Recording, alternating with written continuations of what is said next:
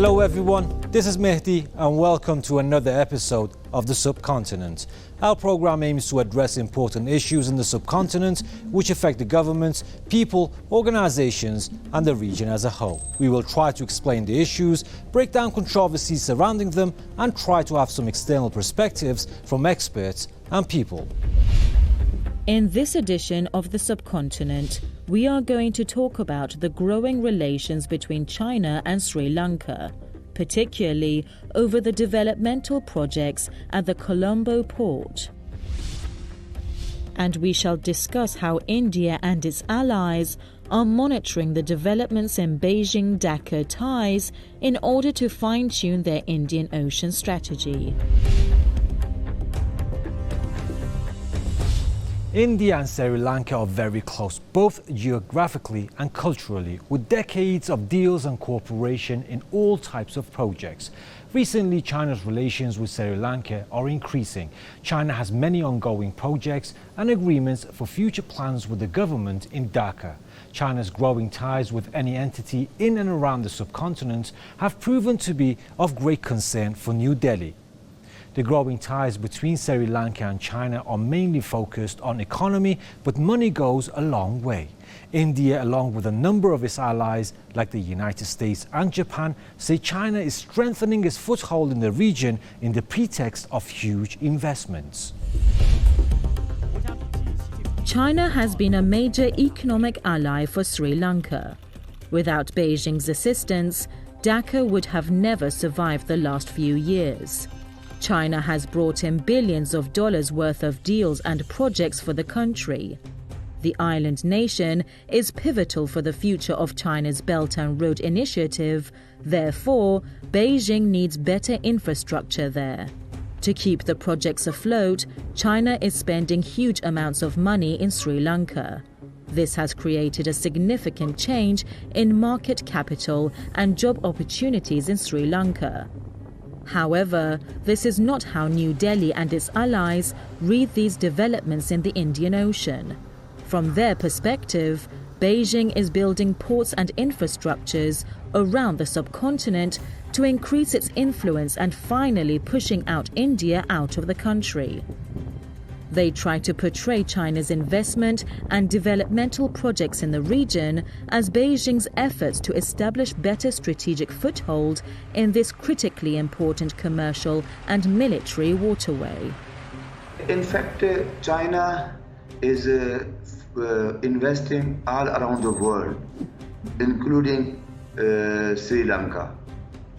All countries around India having common border with India are pro-China, and China is the major investor in all these countries. That includes Nepal, Pakistan, Sri Lanka, Bangladesh and Myanmar.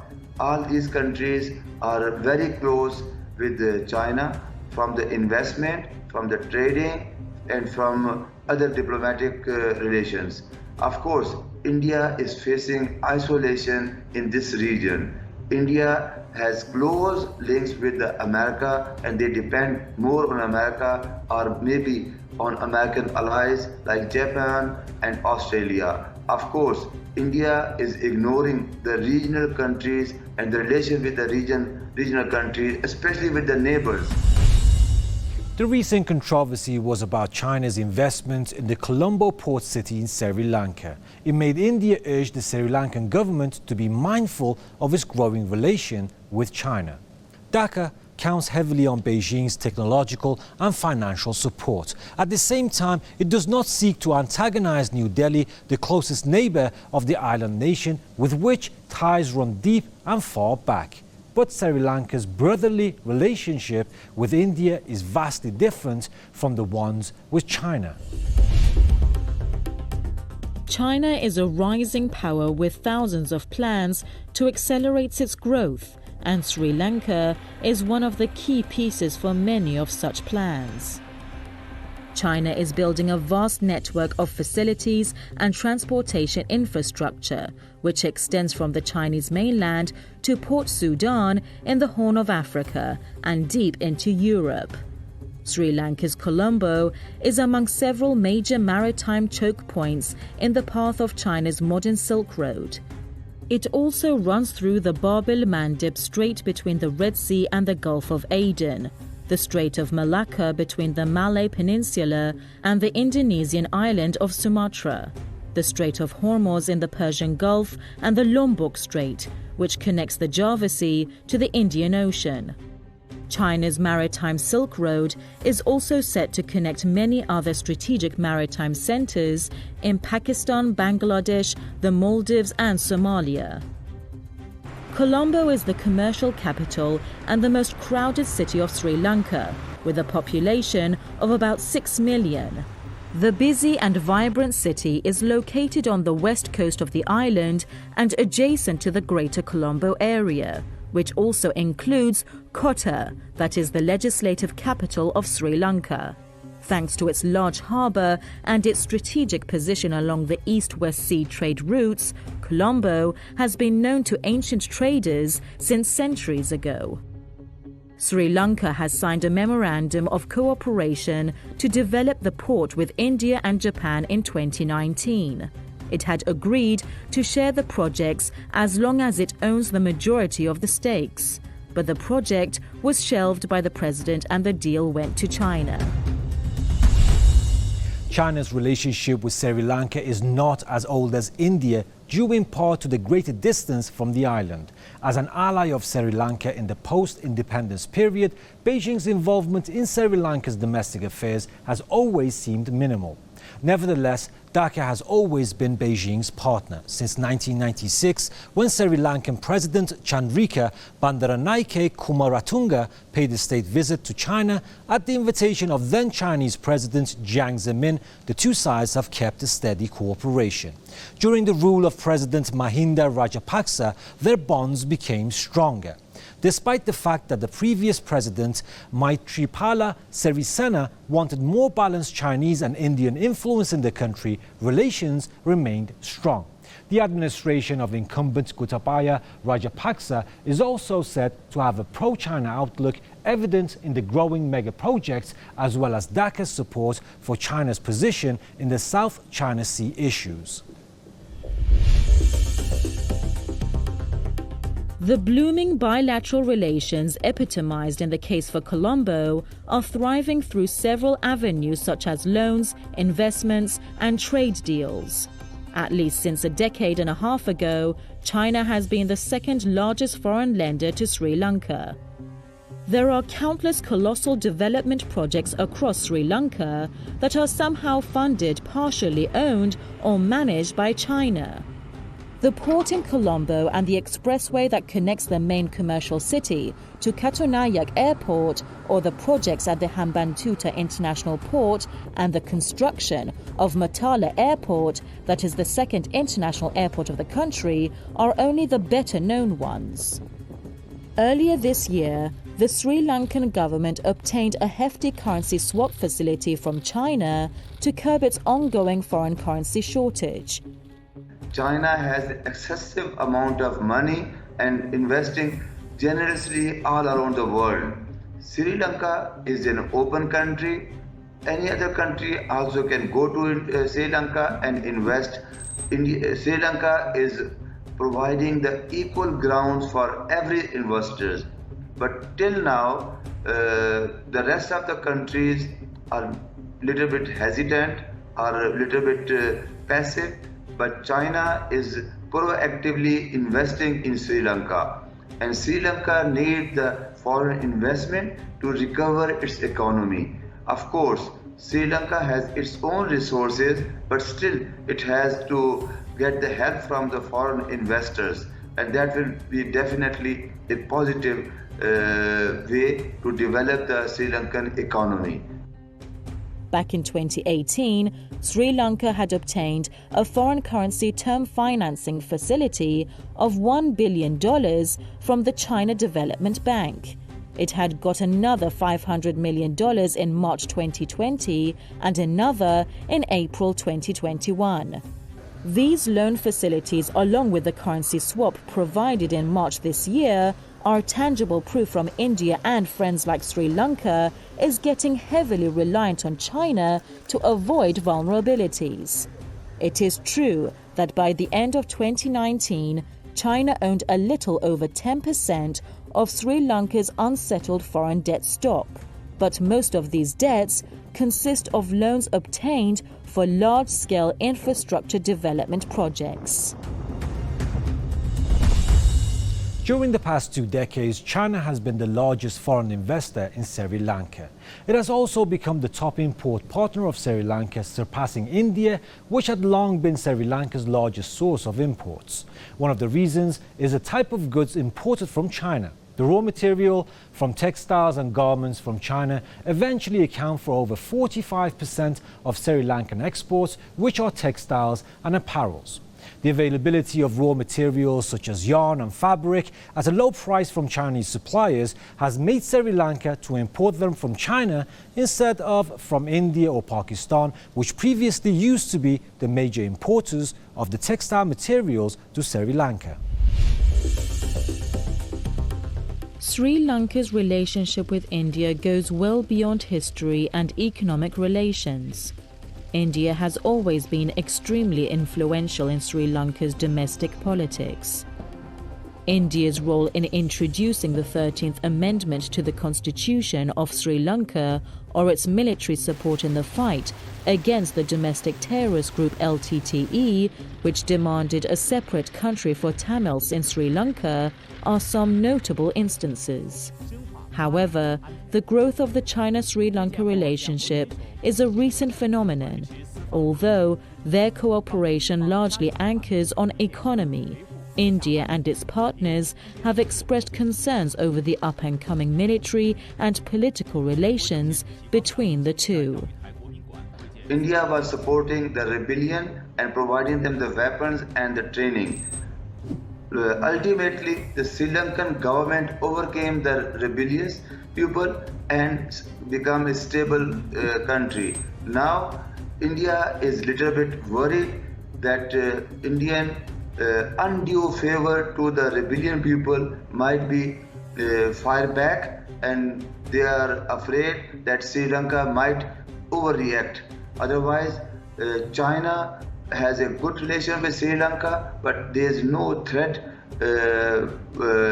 to India, at least.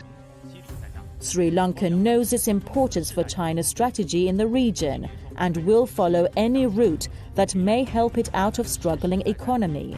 The COVID-19 pandemic has worsened the situation, largely due to the significant loss of tourism earnings, which constitute a major foreign currency inflow for Sri Lanka. Sri Lanka is the closest neighbor and a brotherly nation to India, which is also a traditional rival for China and a close friend to the United States. Therefore, any movement in any direction can have complex and weighty influence in the dynamics of power in the Indian Ocean. Now, to have more insights, we are joined by Rajiva Vijayasena, a former State Minister of Higher Education who has also been a member of the Parliament. He has also been the head of Sri Lanka's Peace Secretariat. First of all, welcome to the program, Professor Vijayasena. As I mentioned before, China is funding Colombo port city in Sri Lanka. This has made India urge the Sri Lankan government to be mindful of its growing relationship with China. Now, what does New Delhi fear would happen? Well, I think it has two fears. One of them is what you might call a security fear, because if China has a massive presence so near to India, there could be a lot of intelligence work undertaken from there. And, given technological advances, things like drones and so on, it would be ideally placed, in particular, I suppose, to the Indian naval centers on the east coast of India. But I think the second concern, which is probably even greater, is such a massive footprint of what India now sees as its major rival, an economic footprint, but also I would almost say legislative footprint, because the port city itself is exempt from certain Sri Lankan laws, and the assumption is that this is done in the interest of China. Of course, this has always been the case with such special economic zones. When Sri Lanka started this practice in the 80s, it was really with regard to India, with the United States, and India was a bit worried about that in those days, so that, you know, America was the enemy then. And that, in a sense, led to a lot of conflict in those days. So the present situation is almost an action we play in a very different context of enhanced technology. For instance, India in the 80s was very worried that Sri Lanka had given territory to the United States for Voice of America broadcasting station. So all those ironies, I think, very present now in the current imbroglio that's happening. So what are the possible instruments or consequences of Sri Lanka's struggle to balance between China and India, both in the economy and politics of Sri Lanka? So I think the first problem Sri Lanka faces is it cannot balance on its own. It needs a lot of support and assistance. Economic support, obviously, in view of the increasing economic crisis we face, which has been exacerbated by the pandemic, but also security support. You're probably aware that we had, having got over the terrorist movement of 10 years ago, we then had a terrorist attack by fundamentalists in various Christian churches about 2 years ago. And government seems to have reacted not very sensibly to all of these, because there's a tendency, it happened when the Tamil struck, it happened with this Muslim attack, to identify a whole group instead of concentrating on the individuals. And their backers, you know, they are obviously backers, both national and international, in both cases. But the vast majority of people are obviously appalled by what happened. And we've tended to follow certain lines of action. We also need to make sure that what we call the rest of the non-aligned movement are not alienated by us, and that seems to have happened, particularly in the recent vote in the UN. So in order to, in a sense, get support from one or other of these, we shouldn't go overboard to the risk of upsetting other people. With regard to the economy, at the moment we just don't seem to have anywhere to turn except to China. And the opposition is arguing in favor of better negotiations with the IMF. But of course, those come with conditions sometimes which are unacceptable. Thank you, Professor Wijasena. Now let's take a break from questions and take a look at how some of the global media outlets are talking about the Colombo port project and its impacts on the Sri Lanka-India-China triangle. China's investments in Sri Lanka include two controversial projects: the Colombo Port City project and the investment in Hambantota Port by the China Merchants Port Company. Under the Port City project, 116 hectares of reclaimed land in Colombo was leased to the CHEC Colombo Port City Private Limited, owned by a Chinese state-owned enterprise, for 99 years. The opposition claims that proposed legislation intended to facilitate investment in the port city threatens Sri Lanka's sovereignty. Perhaps of even greater concern to the Indian Navy is that Hambantota and Colombo are less than 300 miles from the Indian mainland, about 400 miles from Chennai, and are less than an hour's flying time away. So India will have to adapt to the presence of its principal adversary practically in its backyard and shape its preparedness and response accordingly. It is now clear that the initial bonhomie between Indian Prime Minister Narendra Modi and the Rajapaksa brothers, President Gotabaya Rajapaksa and Prime Minister Mahinda Rajapaksa, and Sri Lanka's adherence to an India First policy are now fast fading away. Sorry, Professor, for the wait. Now let's continue with the questions. Do you believe the economic aftermath of the pandemic in India and China's assistance to Sri Lanka in handling the COVID pandemic have any roles in India's concerns? Well, It's been interesting in terms of what's happened in the pandemic. At the very beginning, India was very positive about vaccines for us. Indeed, they were positive for everyone. And then all that stopped. And there have been two reasons for saying it stopped. One was that India, of course, faced a massive crisis itself and needed all the vaccinations it had. But there was also a suggestion that they were a bit annoyed because an agreement to hand over one of the terminals of the port city to them was unilaterally abrogated by the Sri Lankan government. And I think that was a pity. It should have been renegotiated, perhaps, if necessary. But it sort of almost sent a message to India that, we didn't care about their hostility. And this was very sad because it was actually opposed by many people on the left who were arguing about sovereignty. And it was the same people who had argued against some of the provisions of the port city bill, claiming that it lost us our sovereignty. But that was very interesting because when the leftists heard that the Americans were opposing the port city bill, they promptly said, no, we must vote for it. But it was a great pity that, they lost their social principles about trade unions and all that in the face of American opposition to China. But it was a great pity that they didn't also allow the agreement with India to go through, because that would have showed some sort of balance. And it left a bit of a bad taste in the mouth on both sides. And as I said, that led to vaccine problems. The Chinese have given us certainly a lot of Sinopharm vaccinations. They're charging for them. There was this extraordinary line the other day that they didn't want us to say how much we were paying. And there have been all sorts of arguments about it, which I don't know what they're charging too much for giving to us as a concession. Now, India has much proximity with Sri Lanka in geography, society and culture, but China has way more money. Which do you think would eventually win the greater influence in Sri Lanka?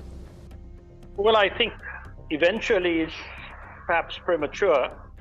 You remember Gandhi's answer when he was asked what to think of Western civilization, it's too early to tell.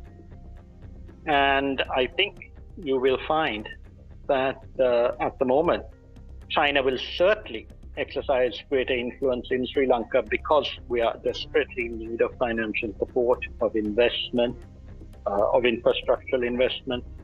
But I wouldn't rule out India if it gets its act together, which of course is difficult given its political vociferousness, given the internal struggles they have. They could redeploy the proximities you talked about, but they have to do it positively in terms of recognizing Sri Lanka as a sovereign country, recognizing that they should respect our independence, but at the same time pointing out where certain actions of ours might detract from Indian concerns that are crucial to it. Obviously, we can't deal with all Indian concerns.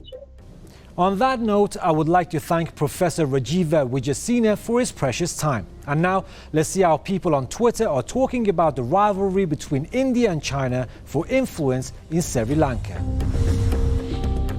Following a conversation with his Sri Lankan counterpart Dinesh Gunawardena, External Affairs Minister S. Jaishankar tweeted that the two countries will continue to remain in close touch. Jigmat Nurbu is very concerned about the optics of relations between China and Sri Lanka.